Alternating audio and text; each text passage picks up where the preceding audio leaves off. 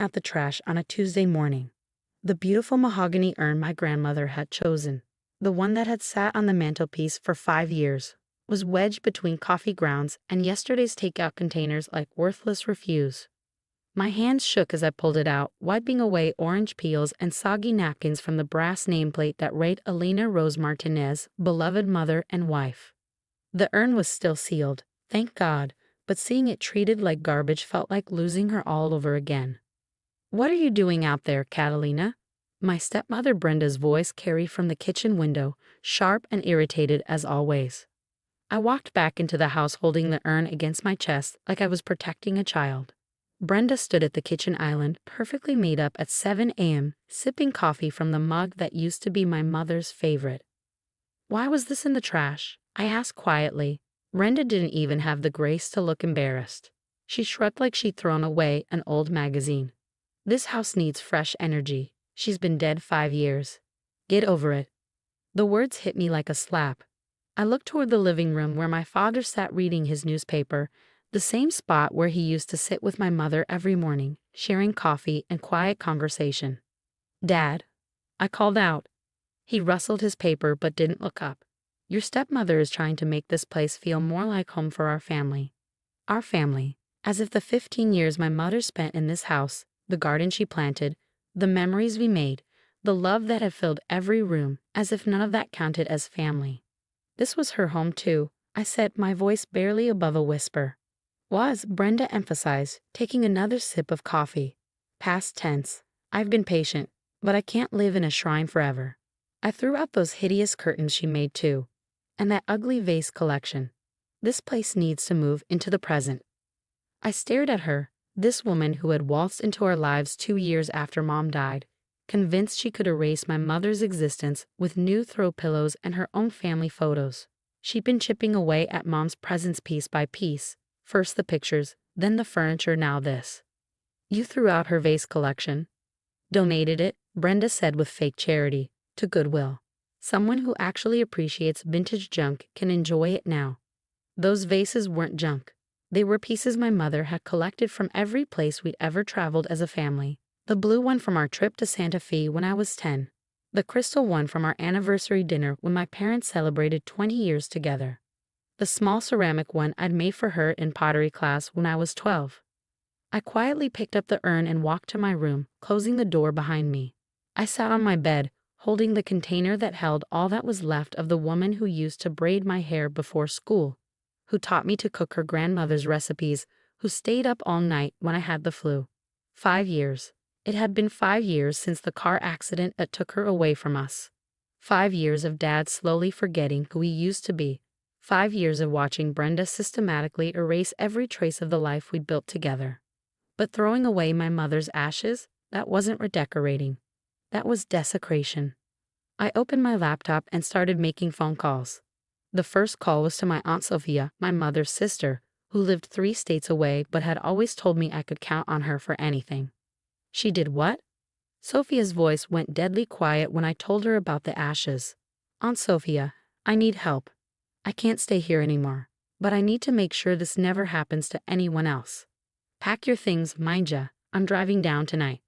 The second call was to my mother's best friend Carmen, who ran a grief counseling support group at the community center.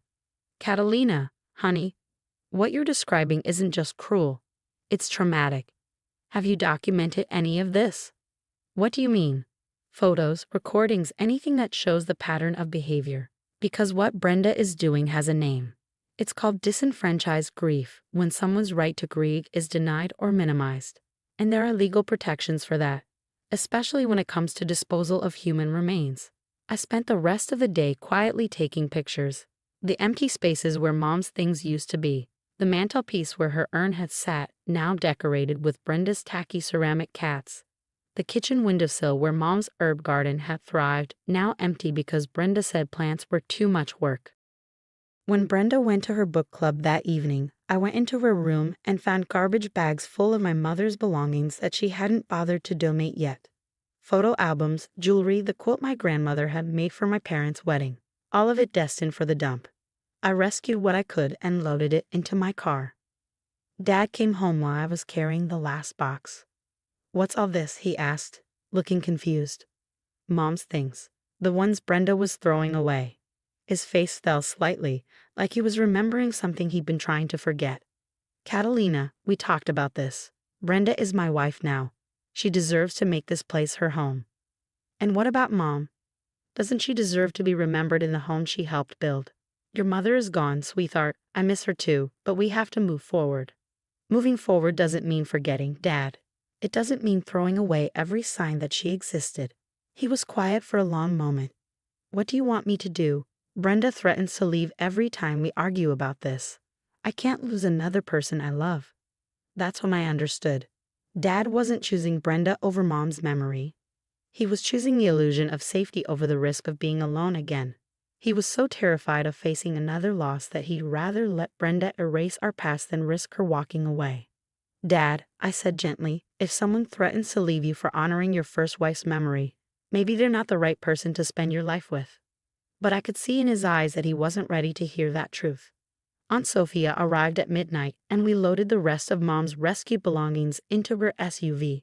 She took one look at the house, at the cold modern furniture that had replaced Mom's warm, cozy pieces, and shook her head. Your mother would hate what this place has become, she said quietly. The next morning, Brenda discovered that her project of erasing my mother had hit a snag. Where are all the boxes I put in the spare room? She demanded at breakfast. I took them, I said calmly, eating the eggs Dad had made, the same way Mom taught him when they were newlyweds. Those things are cluttering up my house. I want them gone. They're gone. I took them to someone who will actually appreciate them. Brenda's face turned red. You had no right. I had every right. Those were my mother's belongings, and I'm her next of kin. Your father is her next of kin, and he agreed with my decision.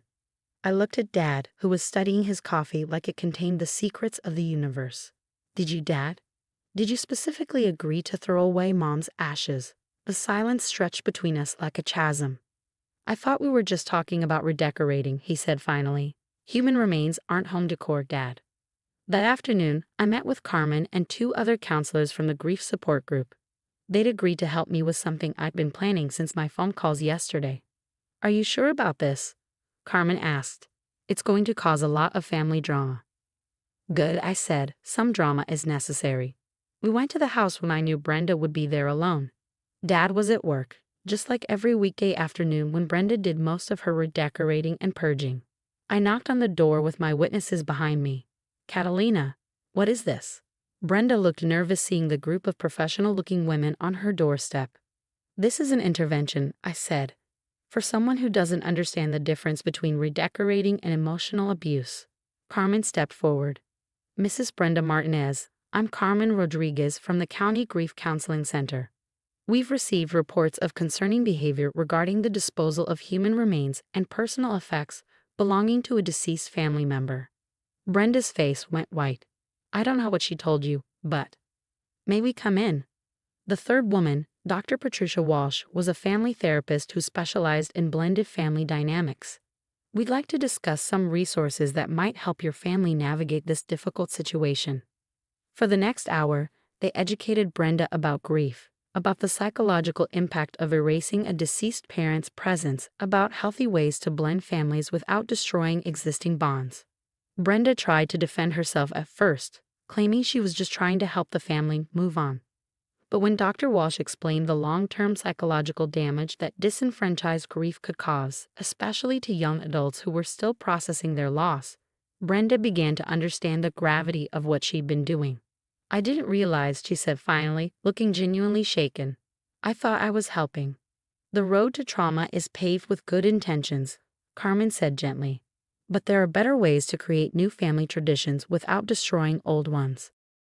They left Brenda with reading materials, contact information for family counseling services, and a very clear understanding that throwing away human remains was not just cruel. It was potentially illegal depending on local laws. When Dad came home that night, he found Brenda in tears at the kitchen table, surrounded by pamphlets about grief counseling and healthy-to-family integration. What happened here? He asked. I think I've been hurting Catalina, Brenda said quietly, and hurting your memories of Elena. I didn't understand what I was doing. Dad sat down beside her, and for the first time in 2 years, they had a real conversation about how to honor the past while building a future together. A week later, I got a call from Dad. "Catalina, would you come over for dinner on Sunday? Brenda wants to talk to you about something." I almost said no, but something in his voice made me curious. When I arrived, I found the living room transformed again, but this time it was different. Mom's urn was back on the mantelpiece, surrounded by a few of her favorite photos. The ugly ceramic cats were gone, replaced by one of Mom's rescued vases holding fresh flowers. "I went to Goodwill," Brenda said quietly when she saw me looking around. "I bought back as many of your mother's things as I could find. The vases, some of the decorative pieces. I know it's not everything, but—" she gestured toward the mantelpiece. "I realize this house doesn't need fresh energy. It needs balance. Your mother's love built something beautiful here. I want to add to that, not erase it." Dad wrapped his arm around my shoulders. "We also signed up for family counseling. All three of us, if you're willing." I looked around the room, at the blend of old and new, at my mother's memory finally being honored alongside Brenda's presence, at my father looking more like himself than he had in years. "I'm willing," I said. 6 months later, we were sitting around the same kitchen table, but everything was different. Brenda had learned to cook some of Mom's recipes with my help. Dad had started telling stories about Mom again, sharing memories instead of hiding from them. And I had learned that sometimes the worst betrayals can become the catalyst for the most important conversations. The urn never moved from the mantelpiece again, but around it, slowly and carefully, we built something new. A family that could honor the past while embracing the future. And every morning when Dad sat in his chair with his coffee, he would glance at Mom's photo and smile, just like he used to when she was sitting beside him. Some fresh energy, it turned out, comes not from erasing the past, but from learning to live with it beautifully.